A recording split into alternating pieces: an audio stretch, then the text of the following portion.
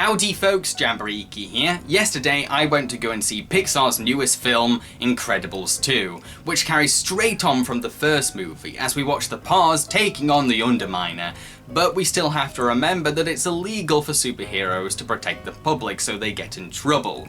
However, an eccentric wealthy man called Winston, who's a huge fan of superheroes, has an amazing idea. He plans to film Elastigirl going on a mission to defeat the evil villain known as Screenslaver, while Bob stays at home to look after the kids. I will admit that this movie does feel a tad too reminiscent of the first film in terms of ideas, concepts and themes. A lot of things that were addressed in the first movie are also tapped into in this sequel.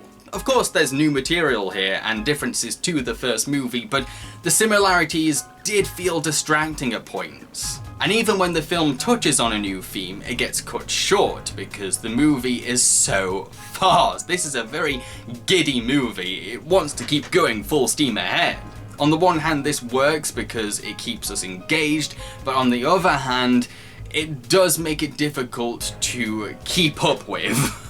Especially with the action scenes. The thing I liked about the first movie was that it took its time with its action. It let the suspense and tension build up to the action. And don't get me wrong, the fights and battles in this movie are incredibly creative. It just takes a little time to catch up with what's going on because it's going by so fast. Even director Brad Bird said in the DVD commentary for the first Incredibles that he doesn't like fast action and likes to take things steady, so it's a little confusing that he's gone this direction. I also have to say that the villain of this film, Screenslaver, we know who it is behind that mask. We know straight away, as soon as this character walks in, we know. It's clicked. So it does become very predictable and we're just sat there thinking, come on, just tell us, reveal it, we know. It's not a big deal, it's not a huge twist.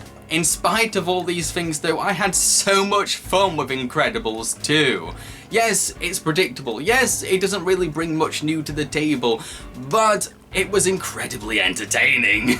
This movie is so funny. It is gag after gag after gag that kept me splitting my sides. I chuckled so much at this movie. I was smiling really hard to the point where my jaws hurt. The character who steals the movie is Jack Jack, which is fair because he didn't really get much screen time in the first film.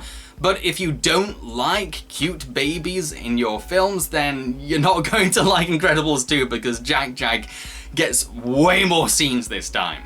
Personally, I really enjoyed every scene with Jack Jack, not just because he's adorable, but the film is also very good at portraying babies, while also giving them a little bit of a cartoony spin.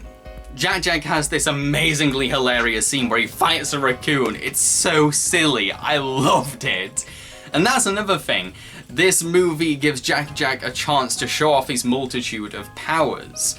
And it's really interesting seeing the family members discovering these powers for the first time.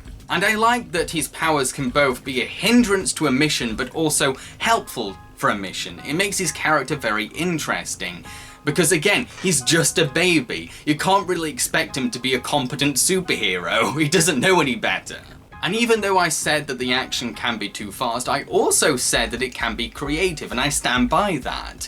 The action set pieces in this movie are very inventive. I especially love this scene where Elastigirl is chasing a train on her motorbike, and a motorbike can split apart, which is so beneficial for her superpowers of stretching.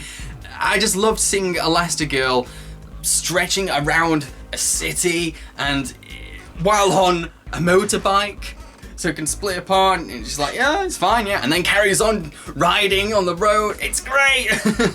So those are my thoughts on Incredibles 2. If there's anything in particular you want to ask me about concerning the film, then ask me in the comments section below, okay? I've been Jamboree, and I hope you enjoyed this review. If you did, then feel free to subscribe. Cheerio, folks.